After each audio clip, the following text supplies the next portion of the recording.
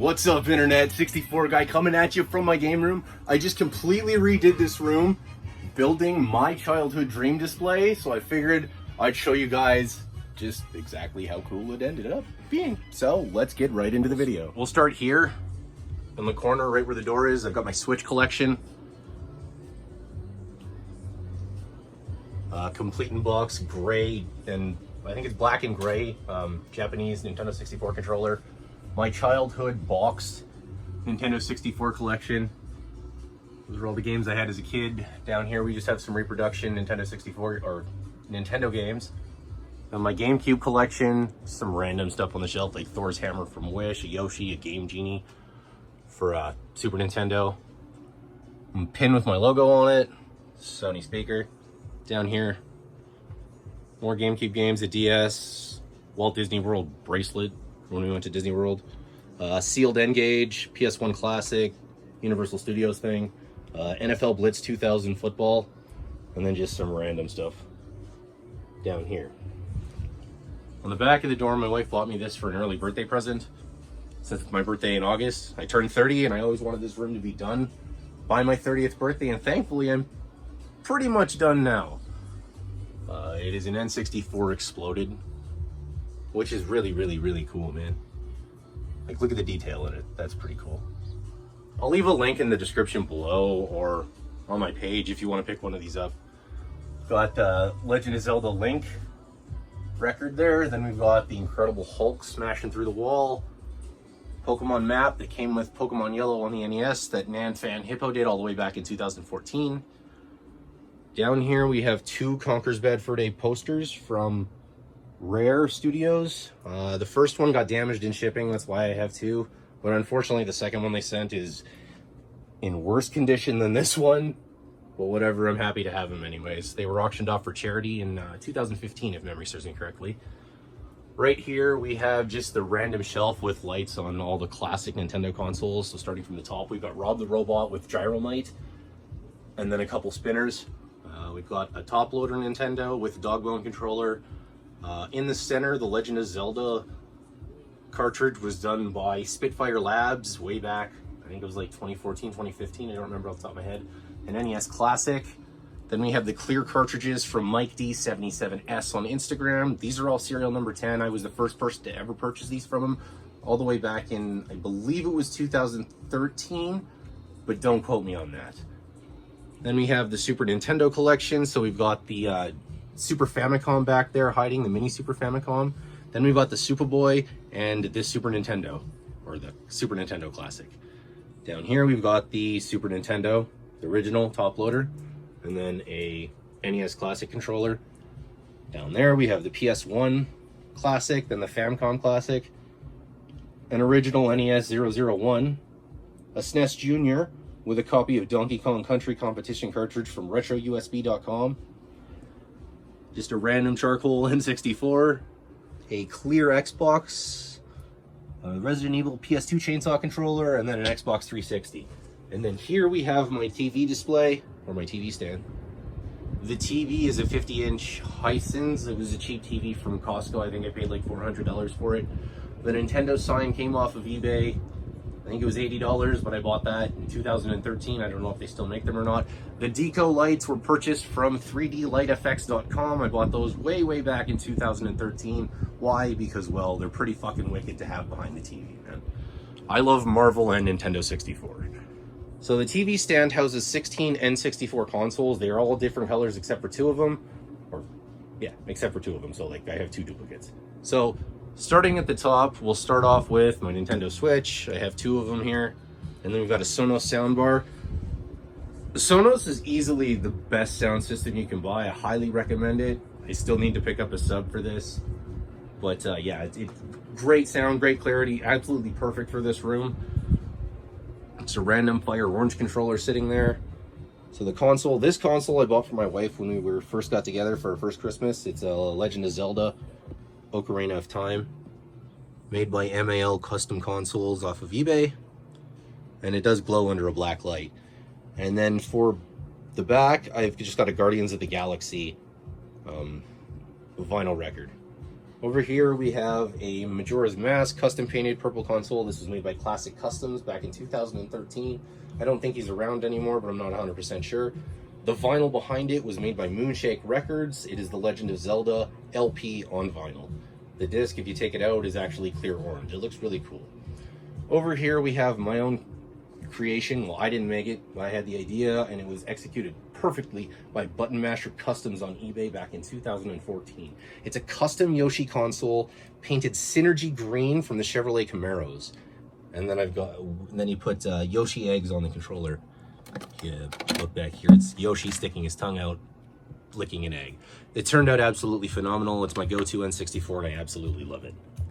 The controller on here, it's got a Steel Stick 64. For those of you that don't know what it is, it's basically a carbon bowl, so it's really, really smooth. The best stick you can buy. Unfortunately, Linus hasn't been around for, I want to say 2 years now, so you can't actually buy them anymore. I paid $150 for it way back, probably 3 or 4 years ago now. Then we have the Pokemon record from Moonshake Records. The console here with my Nintendo 64 test cartridge was a custom Legend of Zelda done by Space Traders off of eBay, I want to say 2014, 2015. And then we've got the Conker's Bad Fur Day vinyl from 8-Bit. I can't remember who did this. Down here we've got the four clear cartridges, or clear consoles from Japan. So we start off with the clear blue with the Donkey Kong vinyl from Moonshake Records. Then we get into the Justco 30th anniversary console with my 64DD below it. The vinyl behind it is the Castlevania soundtrack from Moonshake Records. Then we have the Die-Hawks console from Japan, only sold in Die-Hawks stores. For those of you that don't know, the Die-Hawks were a Japanese baseball team, and this was made exclusively for them to sell in their stores. The record behind it is basically Moonshake's version of the Michael Jackson's Thriller, but with Sonic the Hedgehog. It's the Sonic soundtrack on vinyl. And then we have the Smashing Pumpkins. Well, not Smashing Pumpkins, it's Super Metroid, made by Moonshake Records. We've got a clear red Nintendo 64. Now this was released in Japan as well as Europe. My consoles are all Japan, the clear ones. I don't collect PAL stuff. I do have a few things, but only the exclusive stuff. Down here we have a charcoal Nintendo 64 with the Beastie Boys, licensed to ill LP because, well, it's the Beastie Boys. If you haven't listened to this record, I highly recommend it. It was one of the greatest records of all times, in my opinion. The cartridge in here is Transformers Beast Wars. It's just a custom cartridge, or a shell swap basically. I believe the cartridge was NFL Quarterback Club 2001, if memory serves me correctly. But the label, we ripped the label off, and then my buddy Wiggy from Rose Colored Gaming printed the label and made it for me. Down here is a Midnight Blue. It's the same as a grape Nintendo 64. Japan just called it Midnight Blue, and it's got a Japanese version of Mario Kart 64 in it. With the record in there is the Power Glove, or NES, what is it? I can't remember what it's called. It was made by Moonshake Records. It was his third record, or fourth record, if memory serves me correctly. Next up, we have the Mega Man 3 soundtrack from Moonshake Records, then a second Legend of Zelda console that was made by Space Traders off of eBay, and we've got my second controller for the custom Yoshi console from Button Masher Customs. And we have a copy of Snowboard Kids 2 with a custom label in just a regular charcoal Nintendo 64. So that is my TV stand.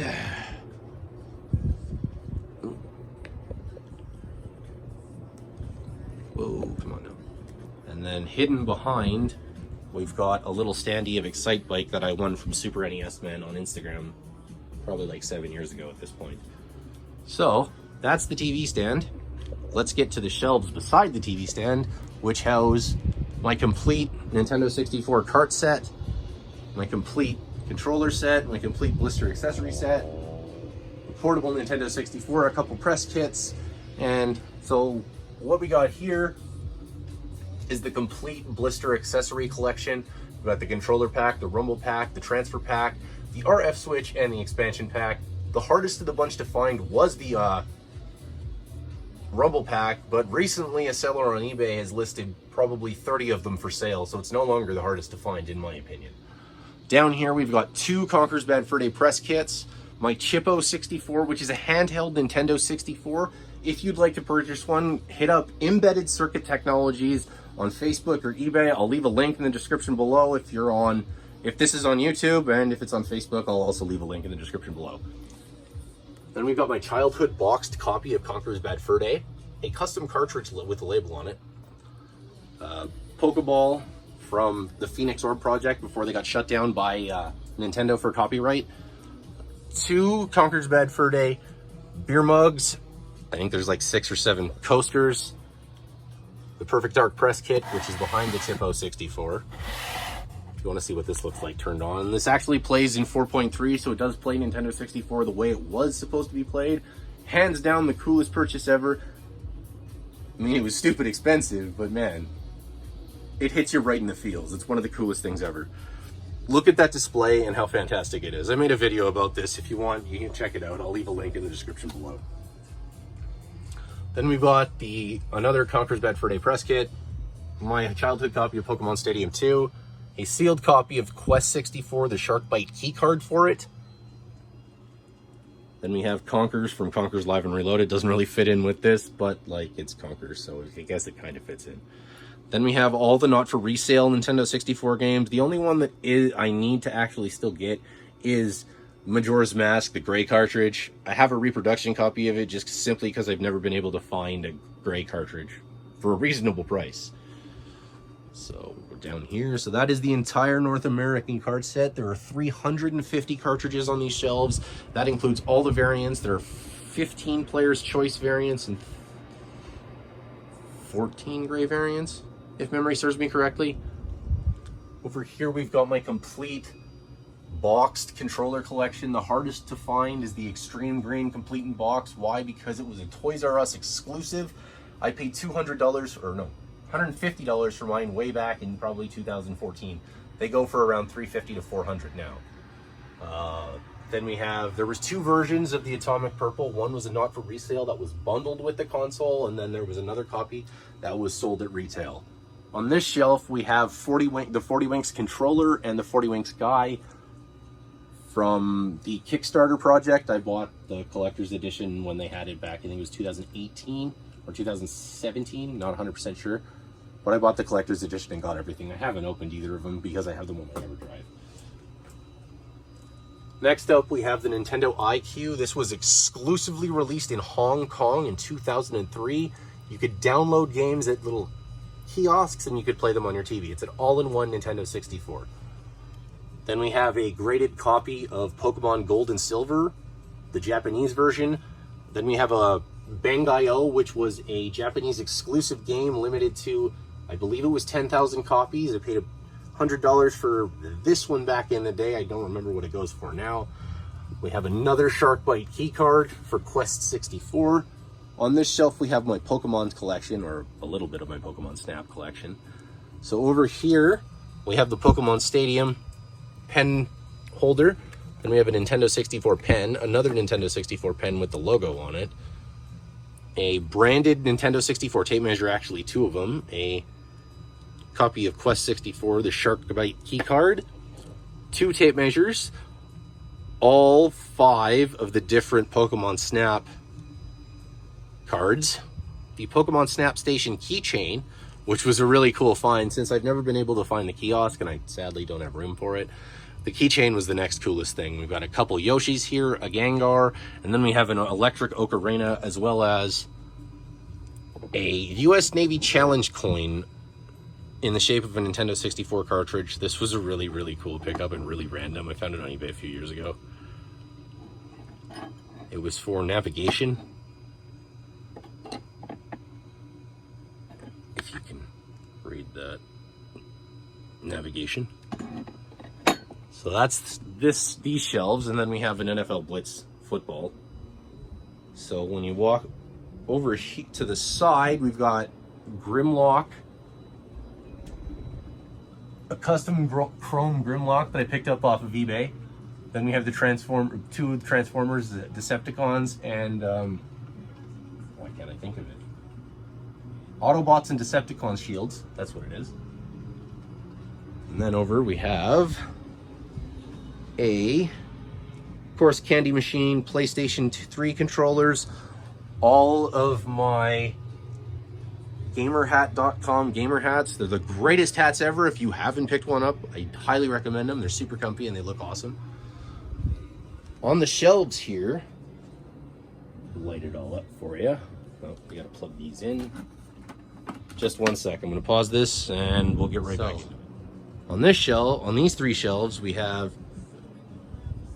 my GameCubes and Panasonic Qs. So we'll start over here. We've got one Panasonic Q with the regular Japanese version of the remote. We've got two Nintendo Wavebirds with 3 copies of the Pokemon box, big box version with the memory card and everything included in it. I've got an 85, an 85 Plus, and a 90.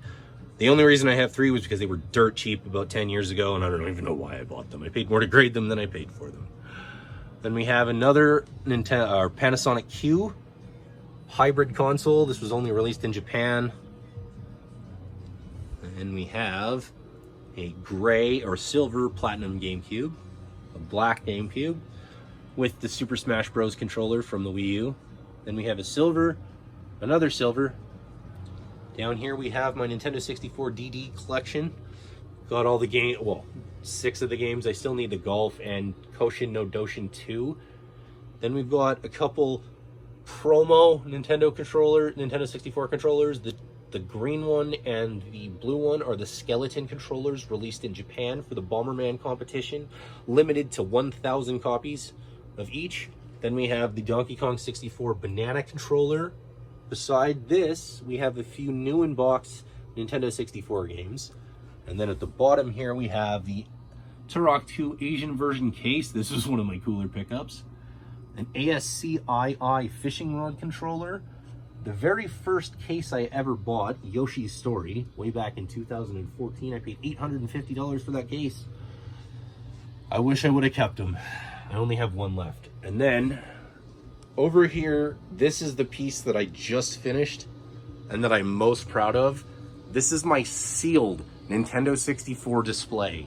I've been collecting sealed 64 since 2012 and am currently 7 games away from the entire library factory sealed, which is absolutely crazy when you think about it. So many people called me crazy for attempting this, but this was always my childhood dream. And now I've been able to display it the way I've always wanted, face out and backlit, and it turned out phenomenal. So we'll start off over in the corner here. We'll start off with these consoles. These are the Fox Data Chrome series consoles. I got these as a gift from the CEO and founder of Fox Data way back in 2016 after he watched a YouTube video that I had made. Sadly, the YouTube video is no longer up as I deleted it, but these are still hands down the absolute coolest thing I've ever been gifted over the years I've collected. These were the controllers that he saw that I had purchased and I made a video of. So these are the Series 2 pads. You've got the Red Rain, Desert Storm, Chrome Leopard, and Purple Forest. The hardest to find is the Purple Forest. There was approximately, I want to say 250 at the most of these controllers made. I don't remember off the top of my head. Then we've got the Electric Blue console with a custom World Is Not Enough cartridge to go with it. That's cool. I absolutely love the color. It's amazing. Then behind that, we have a graded copy of the collector's edition of Majora's Mask. On this shelf, we have the Chrome series. So that's the Chrome Nintendo 64, the Chrome console, Chrome controller. Behind it, we have bronze, gold. Then we have Electric Blue, and then way in the back there is bronze. So, and then we've got 2 games back here. We've got WrestleMania 2000 VGA 85 Plus Gold. This one does not have the lenticular card on the back. I still need to pick that one up. Besides that, we have a graded copy of Sin and Punishment from Japan. Over here, we have my Gauntlet variant. Or no, this isn't my Gauntlet variant. This is just a super mint copy of Gauntlet Legends, a 95 Plus, almost perfect. I graded a case. Then we have the Pikachu console that I just recently picked up, which finished my console set. It's really cool. Pikachu's foot is actually the reset button. For those of you wondering, the LEDs that I used in here are just Govee TV backlight strips. Highly recommend them. They're all individually addressable, and all you need is one USB, and they plug right in. So each one of these shelves has a USB hub on the back of it, and you can plug. And I plugged in all the LEDs. At the top here, we have my gold Nintendo 64. 2 gold blisters. One's graded by the VGA, and then smack dab in the center we have my absolute favorite piece in the entire collection, my Gauntlet Legends with the Warrior figure factory sealed variant. I hunted and hunted and hunted and hunted and finally found one of these all the way back in 2015, and I can say hands down without a doubt this is the favorite piece in my collection because I always wanted this. Then we got a 3D printed Blockbuster sign, the Nintendo Power 100 controller. Didn't really say anything on this. There's Worms Armageddon VGA 85 Plus gold. Over here we have an ice blue Nintendo 64 with the Toy Story 2 movie ticket variant. Sadly, this one isn't gold, but it's pretty damn close. Got an ice blue blister, another ice blue blister, an ice blue controller on a controller stand, the ice blue console, of course, and then I've got a custom shelf talker that I had made. We've got Mario Party 1, 2, 3 in a yellow cartridge. That's just a crappy reproduction from China, but it works really well. Over here we have the Smoke console with the blisters. Sadly, I dropped the one blister and it got damaged in the corner a few years ago, so I do need to pick up a new one to replace it. I've got the Smoke controller on a controller display stand from Rose Colored Gaming. Then we have my VGA graded Yoshi Story. I love this game. If you've never played Yoshi Story, I highly recommend playing it. It's just a fun game all around. Then we have the Smoke console with WrestleMania 2000, the custom shelf talker, and then my minty-ish Smoke Nintendo 64 blister. Up here we have the Fire Orange collection. So we've got Fire Orange controller on a display stand, the console with a glow-in-the-dark Yoshi Story, Banjo Tooie VGA 85 Plus. Then we have a blister Fire Orange controller and my other Fire Orange blister controller. Over here we have the hardest to find, the Watermelon blister controller. I missed out on a second one of these about a month ago. Pretty sad about that, but I have faith one day I'll eventually finish this collection. I've got another Blockbuster sign here, a Watermelon console with a copy of Scooby-Doo that glows in the dark. Then we have Cruisin' World VGA 85 Plus factory sealed. And the Watermelon controller. Over here we have the Thwomp Pillow. Down here, finishing off the consoles, we have my Jungle Green collection. So we've got the Jungle Green console right here with WCW Backstage Assault, a copy of Conker's Bad Fur Day, the graded copy, Jungle Green blister controller, the Jungle Green controller on a display stand, Jungle Green shelf talker, and then my other Jungle Green blister. So that's the top of these shelves. So I'll give you an overview of the top now, just to show you how epic this really looks. Like, this looks absolutely amazing. Let me pause this for 1 second. Okay, so let's start over here with the games. So I've got them all face out and in alphabetical order. So up here, we'll start off with the A's. A notable title in here that's really super hard to find is Banjo-Kazooie. Why is it so hard to find? Because it was one of the most popular titles that was made. So there's not really many sealed copies around. And when you do find them, they're usually in terrible condition. Then we've got an Extreme Green Nintendo 64 controller. We've got Leela from Futurama because, well, I love Futurama. On here, we've got the Bees. On here, the hardest game on this shelf that took me the longest to find was Big Mountain 2000.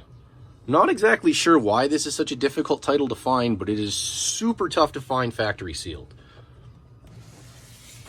This Bomberman 64 is just a placeholder box. I've got placeholder boxes for the last few games that I need, just so I don't have to reorganize everything when I actually eventually find them.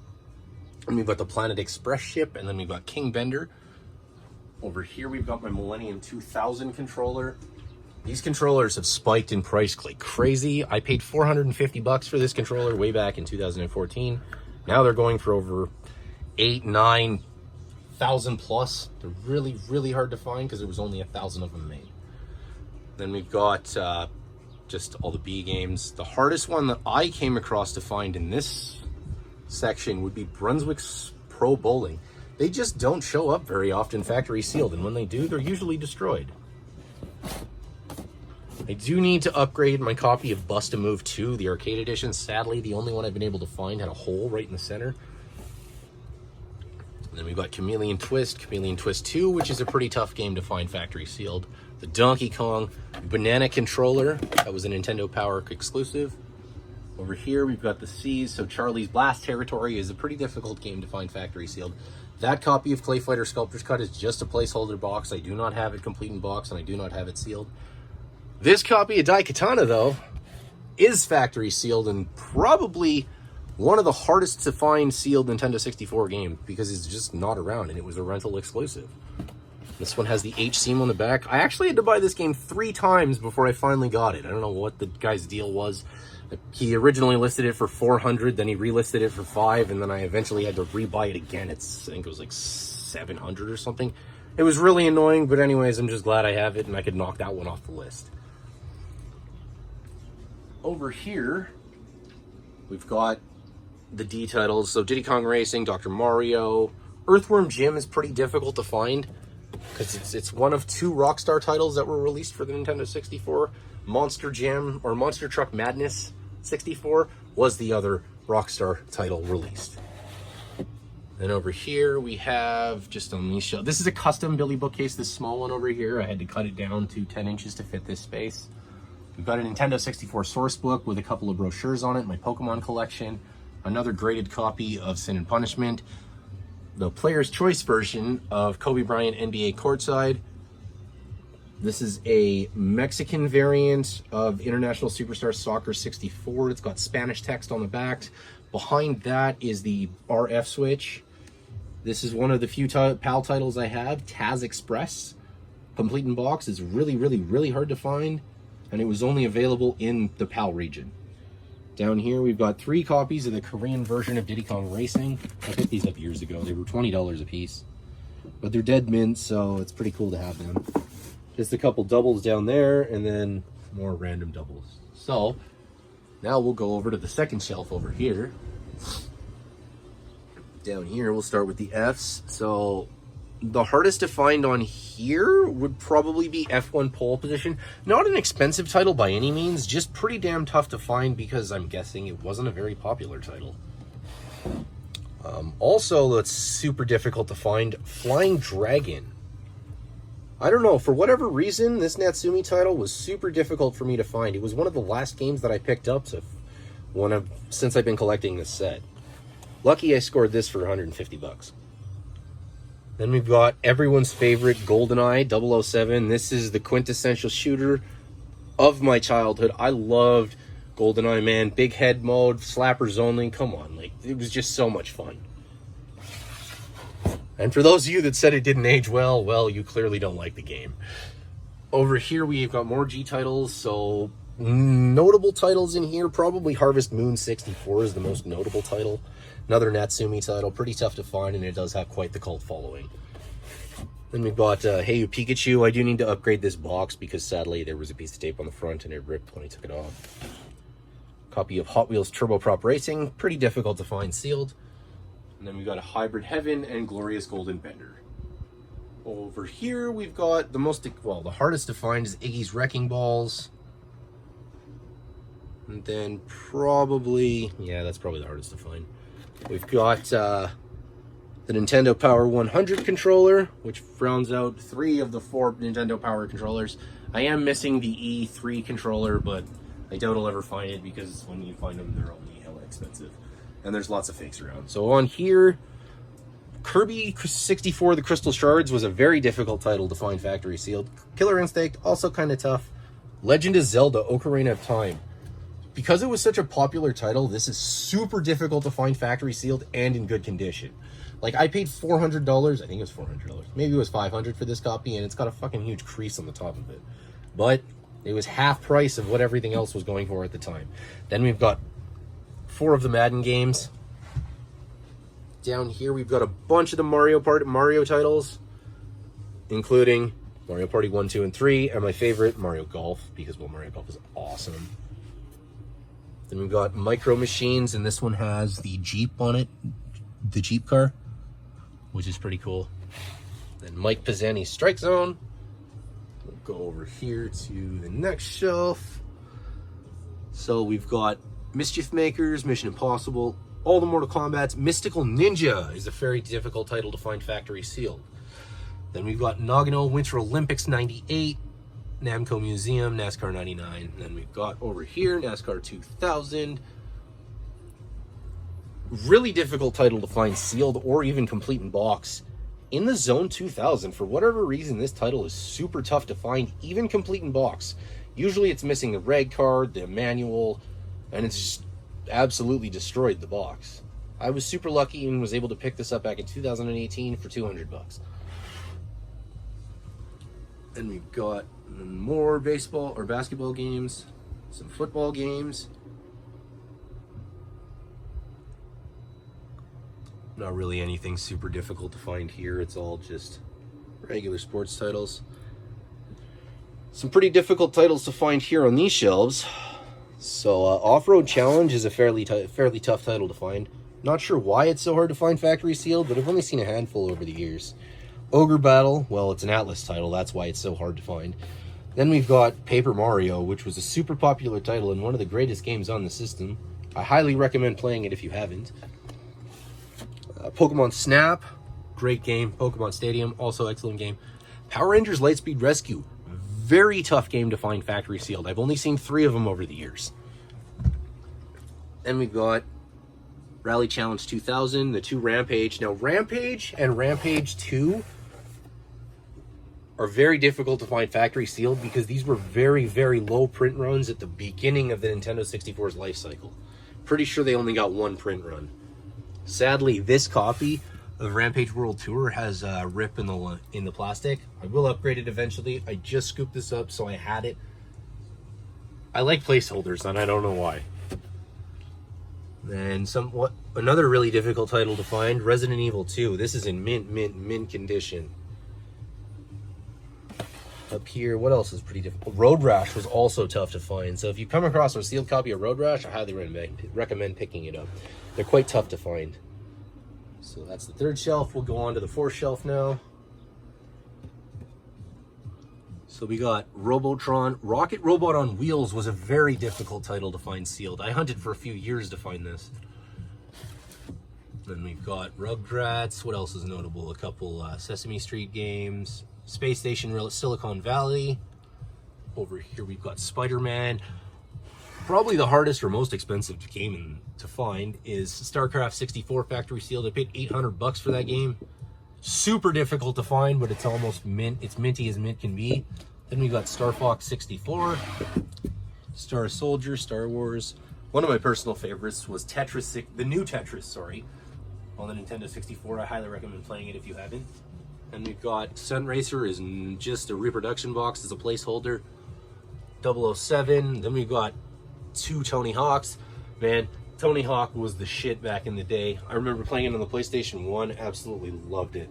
Easily the best skating game of all time. A couple Top Gear games. The hardest one of those ones to find is Top Gear Overdrive. Over here, notable titles. Really the only notable title on here is Vigilante 8 or Twisted Edge Snowboarding. That copy of Beast Wars is just a reproduction box as a placeholder. Down here, we've got Vigilante 8, The Second Offense, which is a pretty tough title to find sealed. Wave Race, I love that game as a child, man. Highly recommend playing it if you've never played it. Then we've got the WCW and World Cup games. So, I've got all my sealed games on shelves, and then below those I have my graded games. So, down here, it starts off with Indiana Jones. Or no, actually, it starts here. We've got World Driver Championship. 40 Winks, made by Pico Interactive, and then these are the player's choice versions of the game. Cruising USA, Star Wars Rogue Squadron, Turok 2, and WCW versus NWO World Tour. And then we start the graded collection. So we've got 1080 Snowboarding. I need to replace that copy as that one is not a sealed copy. It's actually just a complete new in-box copy. Then over here on the next shelf, the most notable title on here is probably Battle Tanks Global Assault. Pretty difficult to find factory sealed. Mine is gold. It's a 90, it's super high grade. And we got Cruisin' Exotica. I loved those games as a child, man. Cruisin' was one of the best series ever, or trilogies. And on the next shelf, notable game on here, we've got Doom 64. Everybody loves this game. And then a really tough title to find. This isn't in very good shape, but it's Duck Dodgers starring Daffy Duck, made by Infogrames. Wished I would have picked up one of the copies that was from the case a few years ago, but sadly I never did. We've got Excite Bike on here, also an excellent game. A super mint copy of Extreme G2. I scored this for 20 bucks years back. And on this shelf, we have the F titles, both the Gex titles, Glover, Hexen, Hydro Thunder. Goemon's Great Adventure is a pretty tough title to find sealed. Now, next shelf, we have Indiana Jones, Lego Racers are the ones that stick out. And then the very first game that I ever bought that sparked my passion for sealed games was Mega Man 64. I paid $125 for that game back in 2012, and it sparked the madness that turned into my sealed Nintendo 64 collection. Honestly, I wouldn't have changed anything for the world. It's been such a blast. Next up down here we have Mickey Speedway. That's a pretty wicked title. Monopoly. Love this in the Nintendo 64. Super good game. Highly recommend playing it. One of the best Monopoly games ever made, in my opinion. Then we have Miss Pac-Man, the other Rockstar game, Monster Truck Madness 64. Down here we've got some NBA games. Kobe Bryant NBA Courtside 2. We got NBA Live 99, 2000, NFL Blitz, Blitz Quarterback Club, NHL 98. And then we've got Nuclear Strike. Over here we've got Olympic Hockey. Another super hard title to find sealed is PGA European Tour. I'm not sure why, but it's one of the few golf titles released for the 64. Or the only golf title, other than Mario Golf. And we've got one of the original first releases of the games, Pilot Wing 64, which was released on launch day in 1996. If memory serves me correctly, it was in September. I can't remember exact date. I think it was the 26th, but I could be wrong. And we've got Pokemon Puzzle League, Pokemon Stadium 2, Polaris Snowcross, which is a pretty difficult title to find sealed. Next up, we have Quake and Quake 2. If memory serves me correctly, Quake 2 was my 100th sealed Nintendo 64 game. That's kind of cool. Then we have Quest 64. I'm actually waiting for the Reality Quest glove that's brand new in box to go with this. Rat Attack, which is pretty difficult to find factory sealed. Rayman 2. Then we've got another Blockbuster title, the Razor Freestyle Scooter, exclusive to Blockbuster. I paid $20 for this years ago.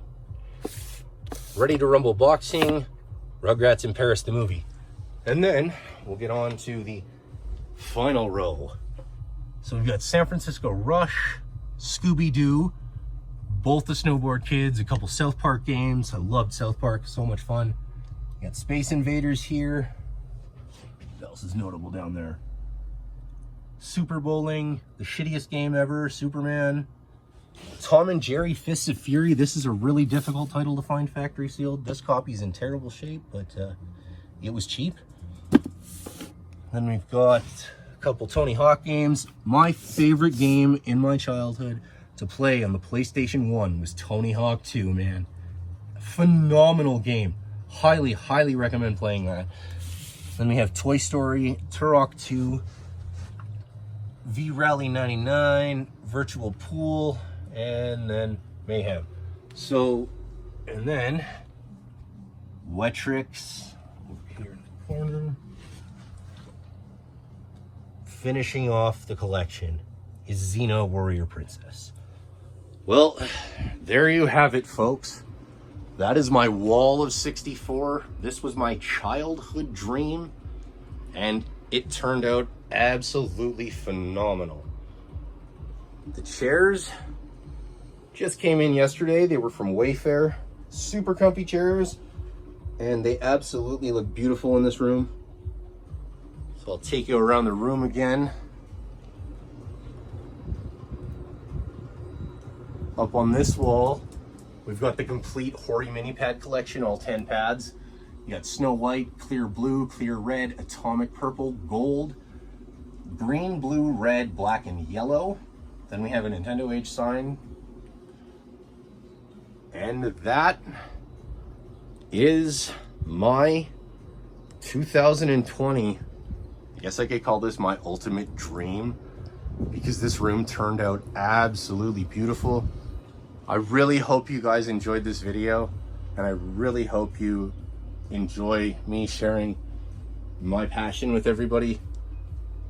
Man, like, the Nintendo 64 was my childhood, and that's why I have so much N64 stuff. Anyways, if you liked this video, if you enjoyed it, I hope you leave a like or comment and maybe subscribe or hit the like on my Facebook page. Anyways, happy collecting, everyone. Never forget, you can achieve your dreams. Whatever your dream is, don't let anyone tell you you can't achieve it. Because lots of people told me I was crazy, but look at me. My collection is almost complete. Anyways, happy collecting.